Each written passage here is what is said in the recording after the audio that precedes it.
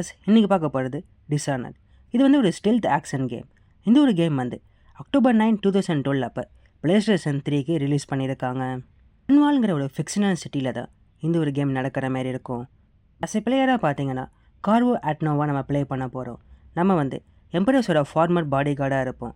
ஆக்சுவலாக இந்த கேமோட ஸ்டோரின்னு பார்த்தீங்கன்னா நம்மளை வந்து ஃப்ரேம் பண்ணிடுவாங்க ஒரு மர்டருக்காக. ஸோ நம்ம அந்த மர்டரை பண்ணலை, பட் அதை பண்ணது யார், அவங்களுக்கு அகேன்ஸ்டாக நம்ம ரிவெஞ்ச் எடுக்கிற மாதிரி இருக்கும்.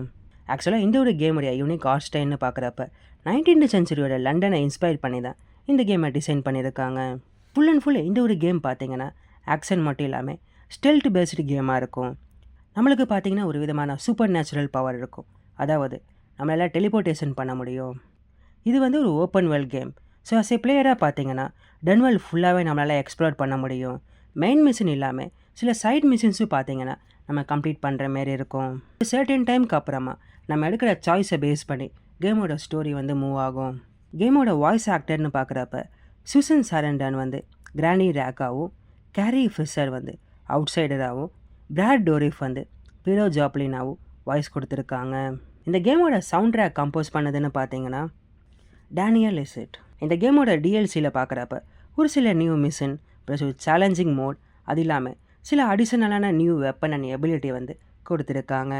லேட்டர் டைமில் இந்த ஒரு கேம் பார்த்தீங்கன்னா PlayStation 4க்கு மட்டும் இல்லாமல் Xbox Oneக்கும் பார்த்தீங்கன்னா ரீமாஸ்டர் பண்ணியிருக்காங்க. It's some improved graphic and கொஞ்சம் நல்ல பெர்ஃபார்மன்ஸோட. 2012 கேம் அவார்ட்ஸில் பார்த்தீங்கன்னா இந்த ஒரு கேமுக்கு best action adventure game award கொடுத்துருக்காங்க. அது மட்டும் இல்லாமல் 2013 BAFTA கேம் அவார்ட்ஸ்லேயும் பார்த்தீங்கன்னா பெஸ்ட்டு கேம் டைரக்ஷனுக்கு வந்து அவார்ட் கிடச்சிருக்கு. 2016 பார்த்தீங்கன்னா இதோட சீக்வலான டிஸானர்ட் 2 வந்து ரிலீஸ் பண்ணியிருக்காங்க. ஒரு புது புரோட்டகானலிஸ்டோட இந்த ஒரு கேம் வந்திருக்கு. டிஸானர்ட் இந்த ஒரு கேமை பற்றி ஒரே லைனில் சொல்லணுன்னா ஒரு பெஸ்ட்டு ஸ்டெல்த் ஆக்ஷன் கேம்னே சொல்லலாம். இமர்சிவான வேர்ல்ட், என்கேஜிங் ஸ்டோரி, அது மட்டும் இல்லாமல் ஒரு நல்ல கேம் பிளே மெக்கானிக்ஸோட இந்த ஒரு கேம் வந்து டிசைன் பண்ணியிருக்காங்க. Okay guys, thanks for watch.